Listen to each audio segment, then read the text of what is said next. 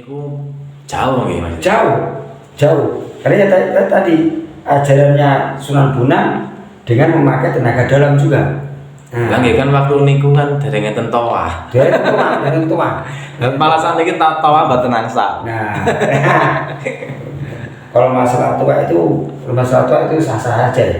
Maksudnya lek zaman Sunan Bonang niku mboten damel tawah pun saged mireng dugi tebih. Kalau soal tua itu dari zaman Pak Harto itu nggak pernah masalah kan. Nggih. Ya, justru sekarang ada yang memasalahkan masalah tua. Nah, nggih lek sing zaman saniki lah sing mboten-mboten ya mesti dia. Ya, ada. Pokoknya enak-enak yang salahnya sing timbulnya kesalahan yang liya. Ya itu mungkin dia udah wis kono-kono Sak karepmu lah wis. Sak karepe. Boh. Karepe piye sak ngono-ngono wis. Dan Sunan Bonang ini beliau mengajarkan muridnya dengan sabar, santrinya dengan sabar. Khususun ini kalau khususun dengan muridnya yang Sunan Kalijogo ini kan istimewa. Nah, istimewa. Sama misalnya gini gua anak mas. Jadi kalau ada kekurangannya Raden Said tegur. Ditegur. Bahkan Sunan Bonang ini juga menjadi atau yang bertanggung jawab atas dakwahnya Sunan Kalijogo. Nah, itu. Dia penanggung jawabnya, Mas. Saya muridnya. Ya, murid juga sahabat. Yes. Nah, kalau orang Jawa bilang dulur Sinoro Wedi. Dulur Sinoro Wedi. Ini. Jadi sahabat sejati. Ya.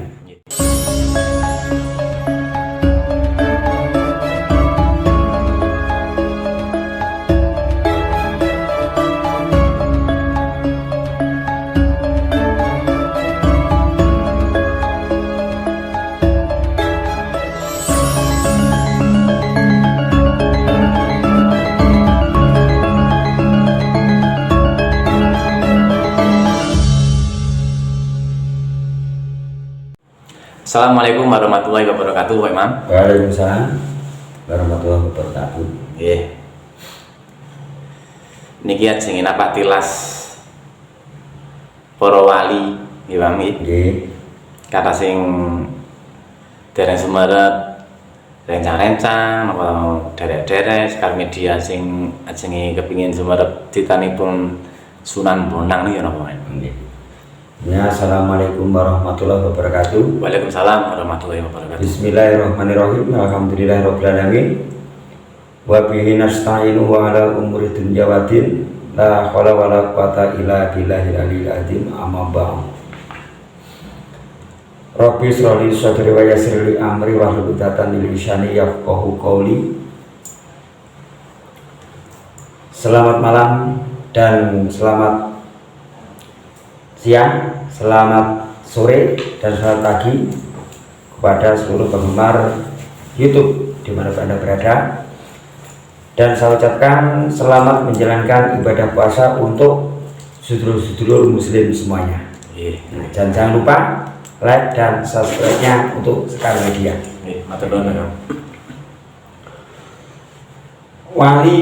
Para wali sepuh. Ya, para wali sepuh itu putra dari Sunan Ampel. Nah, Sunan Ampel yaitu yang bernama Raden Madum. Raden Madum atau Sunan Bonang. Sunan Bonang. Ya, Sunan Bonang. Dan Sunan Bonang ini lahirnya di Tuban.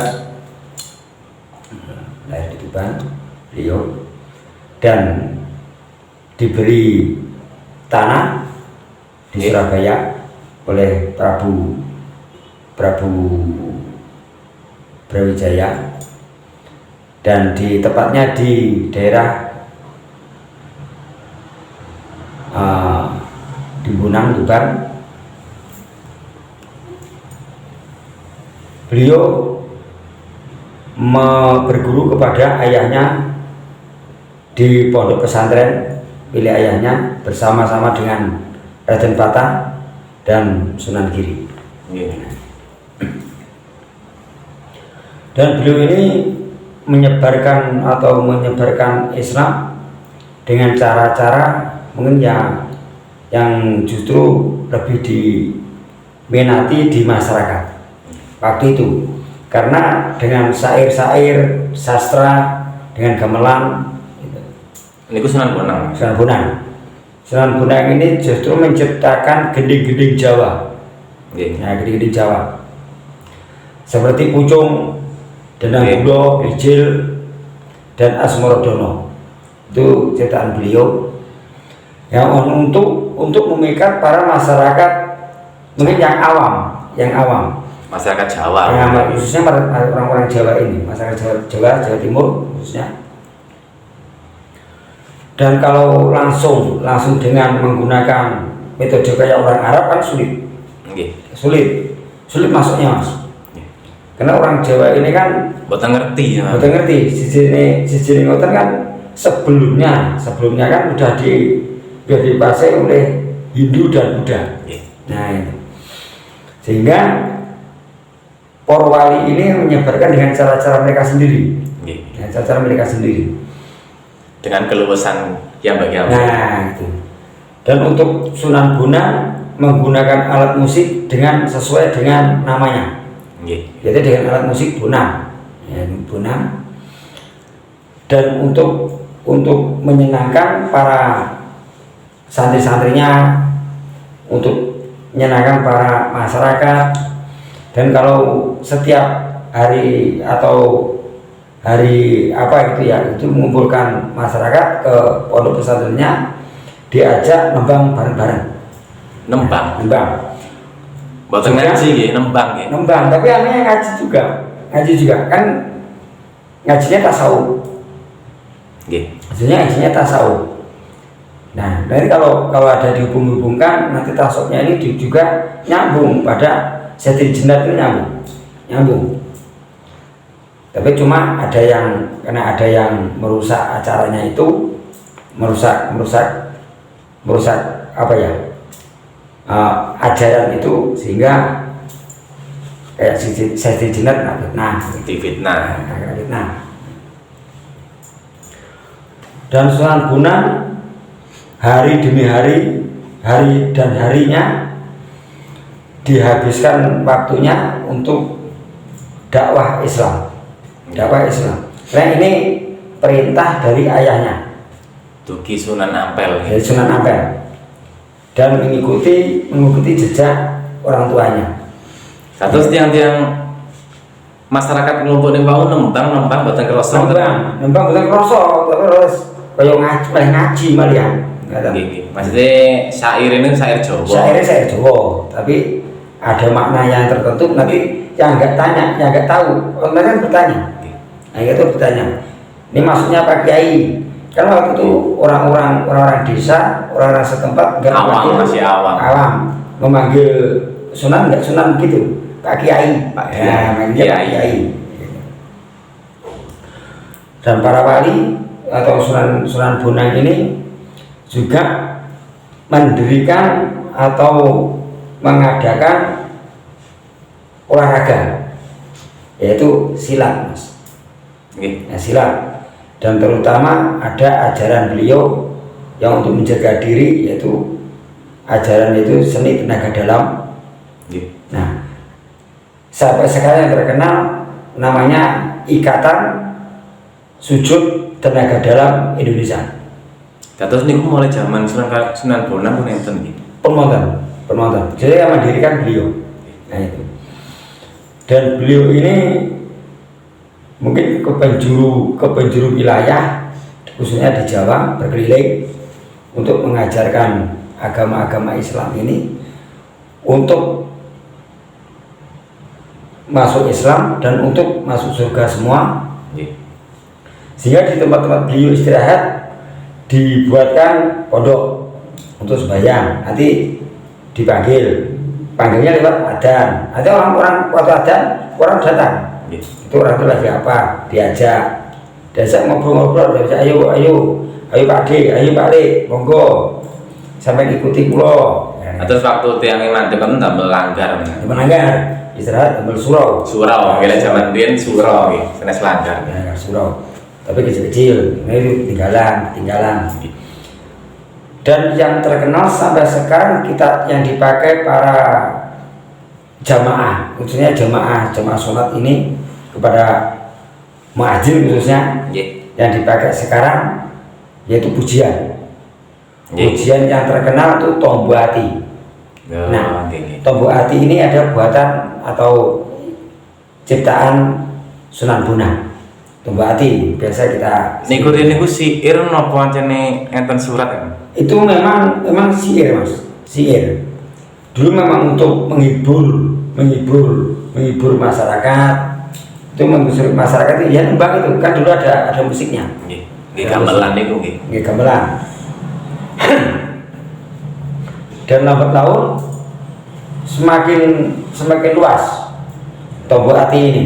Setiap orang baik ke sawah atau lagi bekerja di sawah tetap dibaca sama orang ini. Nggih, Tombo Ati niku. Tombo Ati itu. Tapi ya dengan rahmat Allah itu mereka nggak capek. Nggih. Kan alasannya itu nggak capek. Nampak semangat. Nah, terutama nanti kalau misalnya ada di lagu-lagu itu atau di pujian itu nggak ada yang paham, tanya Mas, orang itu ini maksudnya apa Pak Kiai? Ya dijelaskan sama Sunan Bonang dijelaskan. Sunan Bonang ini orang yang sabar Mas. Juga untuk kesaktiannya mungkin ya lumayan tinggi kesaktiannya Sunan Bonang ini. Karomahnya bisa apapun yang diminta bisa jadi. Terutama andalannya Sunan Bonang ini merubah sesuatu bisa jadi emas. Ya, yang diturunkan kepada muridnya Sunan Kalijaga ini. Andalannya apapun yang dia jadi emas, andalannya ini. Batu bisa jadi emas, kolang kaling bisa jadi emas. Langsung sekejap mata. Cuma ditunjuk, dengan tunjuk aja udah langsung bisa jadi. Nah, itu nanti bisa kita ceritakan di Banda Lokojoyo. Nanti itu nyambungnya ke situ. Dan Sunan Bonang ini karena sibuknya dengan dakwahnya sehingga beliau tidak memikirkan untuk menikah Mas. Terus mboten gak ada istri nih. Mboten gak ada istri, mboten gak ada keturunan ya. Jadi beliau itu membujang sampai tua bahkan sampai bapak membujang. Terus keturunan Sunan Bonang mboten enten. Jadi beliau ini cuma menghabiskan waktunya untuk dakwah Islam. Bahkan beliau juga ikut mendirikan Masjid Agung Demak. Nah, Masjid Agung Demak ini yang membangun 9 wali termasuk Sunan Bonang sendiri, dan Sunan Bonang juga pernah mendapat kehormatan sebagai imam pertama Masjid Agung Demak. Itu penghormatan dari para wali dan khususnya Sultan Demak. Fatah.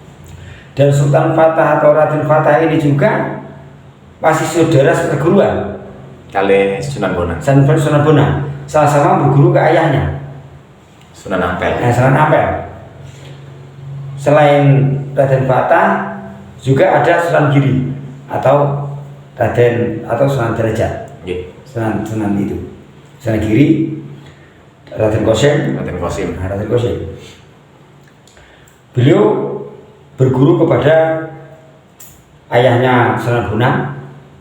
Nah, dan mungkin ilmunya dirasa belum cukup Sunan Bonang ini.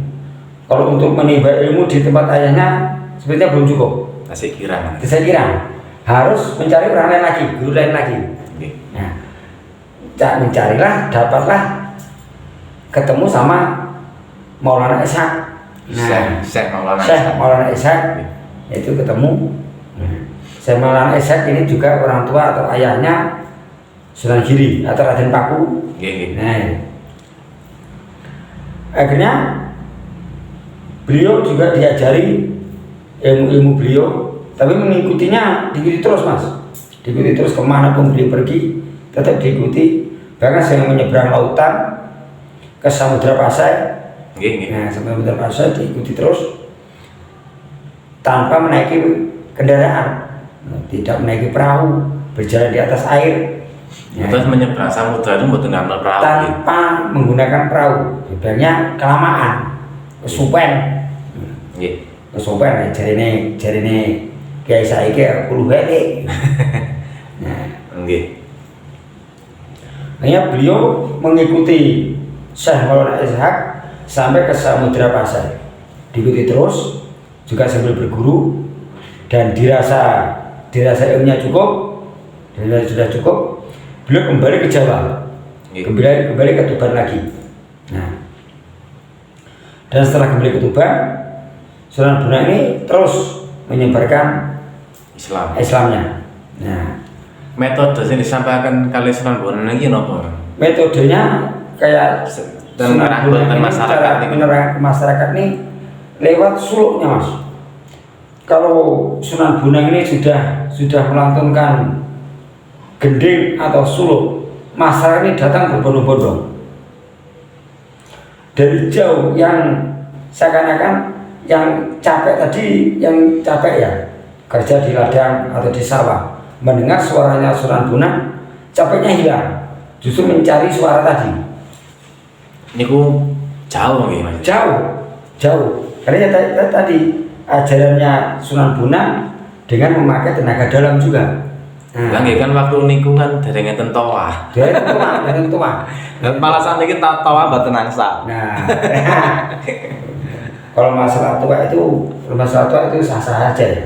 Maksudnya lek zaman Sunan Bonang niku mboten damel toa pun saged mireng iki tebih. Kalau soal tua itu dari zaman Pak Harto itu enggak pernah masalah kan.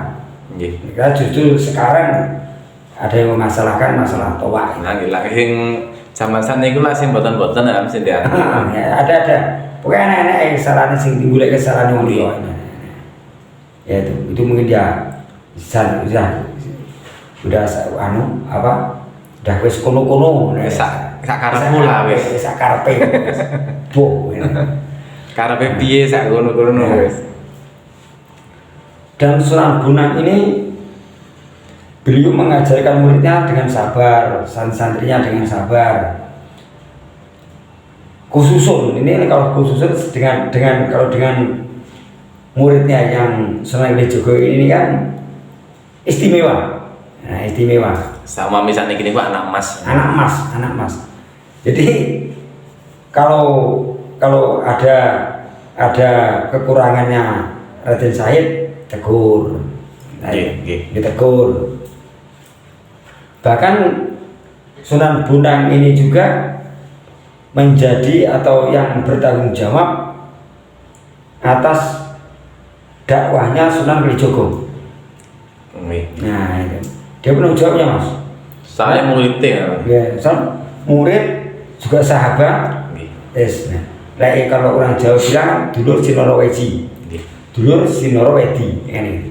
Jadi sahabat sejati.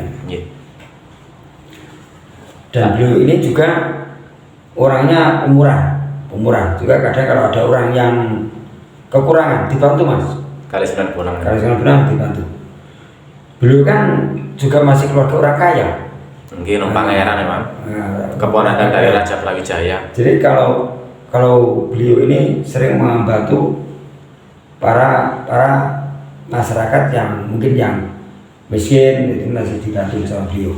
Atas para wali ini nerangaken agama ten masyarakat niku mboten dipersulit mboten dipersulit. Pokoknya ngene, sampe nek ngomong ora iso wudu iso. Nah, wis ora iso wudu iso karo raup. Wis dadi ngono ya sampeyan piye. Penyajen ben kabeh ben semelok kabeh. Nggih. Lah nggih cara saiki angel, Mas. Cara saiki wis angel banget. Didik haram. Didik haram. Didik bid'ah.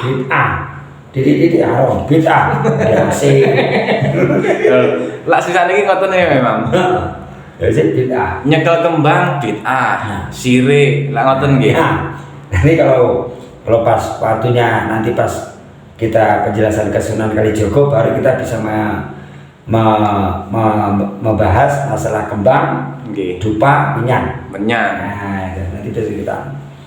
Dan juga kalau ada waktunya nanti bisa kita mengulas juga membahas gambar mayang. Itu perlu itu nanti. Nggih. Karena yang kita pakai khususnya adat-adat di Jawa ini untuk pengantin ini memakai cara Sunan Kalijogo. Nah, nanti kita bahas yang di lain waktu. Dan untuk Sunan Bonang yang tidak memikirkan untuk berumah tangga. Jadi beliau ini lillahi ta'ala untuk menyebarkan Islam, dakwah Islam ke seluruh penjuru desa, jarang ke kota, lebih ke desa-desa. Paling seminggu sekali baru kembali ke pesantrennya.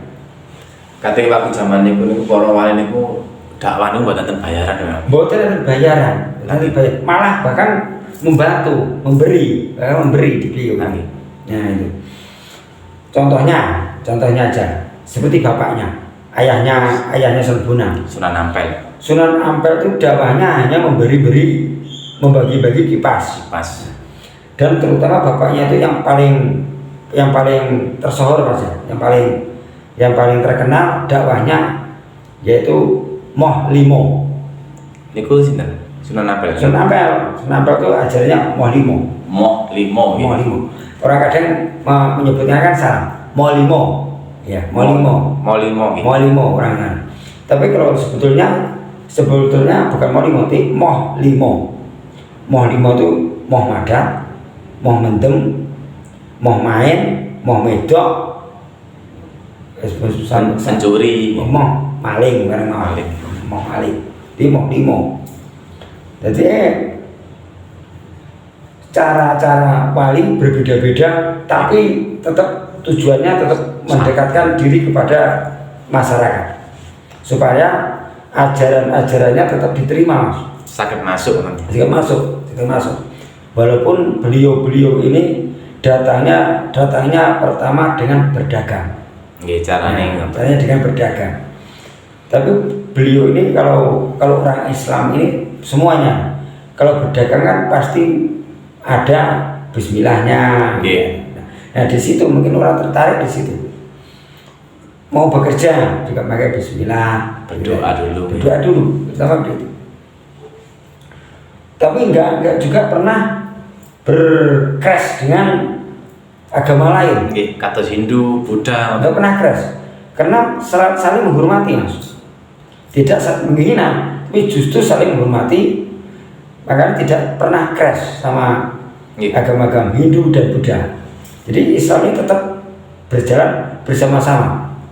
Jadi pedomannya tetap mereka itu mempunyai pedoman lakum dinukum waliyatin. Jadi agamamu bagiku, agamaku, kan begitu. Jadi enggak pernah kamu Islam, kamu daerah sana, ini wilayah saya. Kamu orang Hindu, ini wilayah saya, kamu sana aja. Enggak ada. Jadi enggak pernah saling menghormati. Jadi masalah yang enggak tahu tanya, karena para wali ini enggak pernah memaksa orang, enggak pernah. Cuma orang ini kadang gimana ya, tertarik sendiri. Ikhlas memang ikhlas. Dengan masuk Islam dengan cara ikhlas. Buat terpaksa. Terpaksa enggak. Karena pusat Islam ini sebetulnya kan di Tuban dan di Gresik. Nah, makanya Gresik kan dinamakan kota santri. Nah, sekarang dinamakan kota santri dan di Tuban sendiri sebagai kota wali. Nah, itu kota wali. Nah, ledarnya wali-wali di sana. Termasuk Sunan Kalijogo kan di sana. Tuban ya, Tuban. Dan di Tuban ini juga mulai dari ayahnya Sunan Kalijogo yang namanya Raden Saur. Ya. Masih keturunan-keturunannya kalau kita bacakan Sijilan nanti bisa sampai ke Ronggolawe, bahkan sampai ke Arya Wiraraja. Anu nih. Saya Terus Jogo itu. ayah Sunan Kalijaga ini pun Islam ya ini. Pun Islam, Raden Saul sampun Islam. Nah, atau namanya kalau nama Majapahitnya Wilwatikta. Adipati Wilwatikta. Adipati Wilwatikta. Namanya aslinya Raden Saul. Raden Saul. Kalau Raden Saul ini sebetulnya juga Islam karena anaknya tadi karena membantu orang lain dengan cara mencuri, dihukum kayak gitu. Dan guru-gurunya Sunan Kalijaga sendiri juga termasuk Sunan Bonang. Sunan Bonang ini mungkin ya muridnya Sunan Bonang satu-satunya yang paling istimewa. Bahkan bisa menjadi wali beliau. Sunan Kalijaga niku. Ya, Sunan Kalijaga. Dan tapi pencipta atau pencetak wali-wali mungkin ya Sunan Ampel sendiri, Mas. Nggih, Bapak iki ambek nggih. Raden Batah juga Raden Batah muridnya Sunan Ampel, Sunan Bonang, Sunan Giri. Nggih. Jadi muridnya Sunan Ampel juga. Loh, terus memang nih kaya kali Sunan Ampel pun termasuk putu nggih. Putu. Lagi kan Ya. Sunan Kalijaga kan gurune kan Sunan Bonang. Nah, Sedangkan Sunan Bonang kan yogane Sunan Ampel. Oke, Sunan Ampel. Dia masih termasuk putu. Ya, Lagi putu. putu. Nah, putu. Dan nanti mungkin di acara berikutnya nanti juga sampai ke mungkin ya kalau ada waktu dan ada umur bisa kita ceritakan ke Sunan Kalijaga, Sunan yang lain seperti termasuk Syekh Siti Jenar. Ini kita bahas juga karena beliau termasuk yang penyebar Islam di Jawa khususnya gitu. Walaupun ada walaupun mungkin sampai sekarang ya ada kontroversi dengan beliau ini khususnya Syekh Siti Jenar atau Syekh Lemah Bang. Semeh. Bukan Lemah Abang, Lemah Bang. Gitu.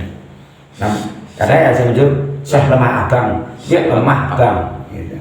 Nggih kan enten sing kontroversi, Bang. Nah, banyak kontroversinya banyak. Nggih. Nanti kita bahas di kelanjutannya. Mungkin bisa kita bahas sama-sama. Nggih, kita bahas di lanjutan. Nah, itu. Dan juga untuk para anak-anak yang masih duduk di bangku sekolah, adik-adik yang masih sekolah, ini juga perlu kita pelajari sejarah-sejarah Nusantara, khususnya kalau bulan seperti ini, sejarah Islam, perjalanan para ulama-ulama kita dulu, para wali, khususnya para wali yang menyebarkan Islam, yang berdakwah tanpa pamrih. Nah, yang berdakwah tanpa pamrih dengan ikhlas lillahi ta'ala. Ya alhamdulillah bisa sampai sekarang diterima di masyarakat sampai sekarang ilmunya gitu. Padahal mulainya penyebaran Islam itu di daerah utara, daerah Tuban, pesisir utara, Pantura. Nah itu, jadi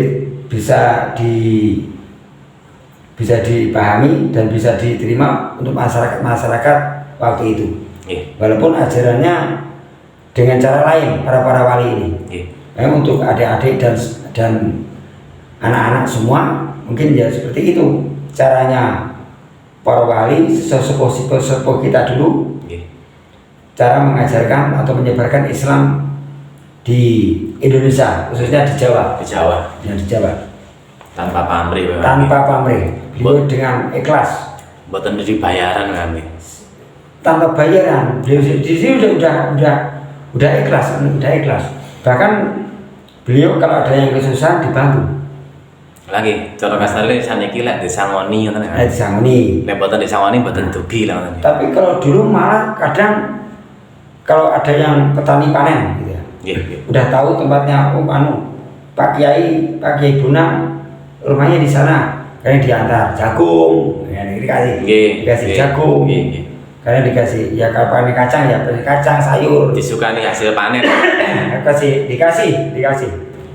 Nanti sambil mengaji kan di bawah, Nggih. sambil pengajian di bawah, itu anunya, oleh-olehnya. Dia mereka menganggap bukan bayar, tapi ini supaya ikut merasakan hasilnya, Hasil bumi. hasil buminya. Gitu. Itu kayak paling nggak minta para sesepuh kita ini dengan ikhlas berdakwah, berkeliling ke pelosok desa, hanya berjalan kaki. Nggih, calon waktu lagi melampah ya. Kenapa? Hanya berjalan kaki. Buat enten kendaraan. Tapi dengan keikhlasan beliau, alhamdulillah bisa diterima di masyarakat. Nggih, soalnya ilmunya ridho nggih. Nah itu, makanya untuk adik-adik semua supaya tahu kita belajar bersama-sama, Ya, memang. belajar Nggih. sejarah Nusantara, sejarah perjalanan dari mana agama Islam ini kita belajar juga supaya kita tahu bahwa Islam ini datang bukan langsung jadi, Nggih. bahwa masih ada perjuangan sesepuh kita dulu. Nggih. Nah ini baik seperti itu, dan mungkin nanti kita sambung lagi kalau ada waktu. Nggih, memang. Kalau ada kesalahan dan kekurangan, saya minta maaf yang sebesar-besarnya. Nggih, sami-sami. Nah, dan jangan lupa like dan subscribe-nya untuk Sekar Media. Nggih, matur nuwun. Wallahul muwaffiq ila aqwamit thoriq. Wassalamualaikum warahmatullahi wabarakatuh.